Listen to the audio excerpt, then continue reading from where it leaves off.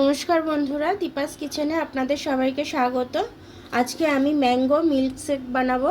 তার জন্য আমি এখানে আম নিয়ে নিয়েছি, আর এখানে আমি দুধ, গরম করা দুধ ঠান্ডা করে নিয়েছি। আমের পাল্পগুলো বের করে নিয়ে আমি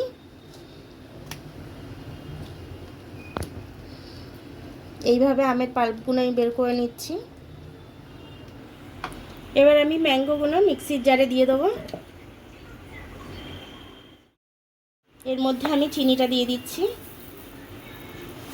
আপনারা যতটা মিষ্টি খাবেন ততটা দিয়ে নেবেন।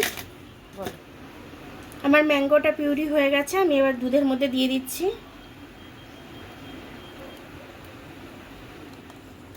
মিশিয়ে নিচ্ছি ভালো করে মিল্ক শেকটাকে। এবার আমি গ্লাসে ঢেলে দেবো। কিছু টুকরো ম্যাঙ্গো আমি এর ওপরে দিয়ে দিচ্ছি।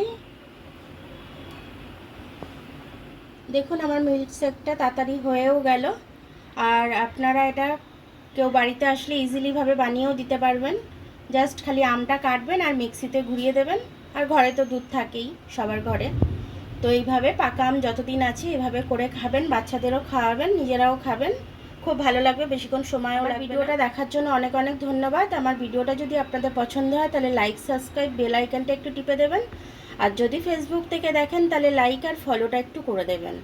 আবার কাল দেখা হবে নতুন রেসিপির সাথে। ততক্ষণ আপনারা ভালো থাকবেন, আমি আসছি।